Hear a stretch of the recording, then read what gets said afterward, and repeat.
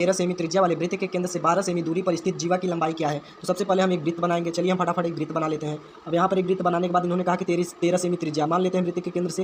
ये समझ लीजिए क्या है, त्रिज्या है तुम्हारा। कौन सी त्रिज्या मान लेते हैं, ये तुम्हारी क्या है, त्रिज्या है 13 सेंटीमीटर। इन्होंने कहा कि फिर उसके बाद वृत्त के केंद्र से 12 सेमी दूरी पर स्थित एक जीवा। अब मान लेते हैं एक जीवा है जो 12 सेंटीमीटर पर स्थित है, तो यहाँ पर 12 मान लेते हैं। जब ये त्रिज्या है तो इसे भी हम त्रिज्या कहेंगे। तो ये भी कितना आया, 13।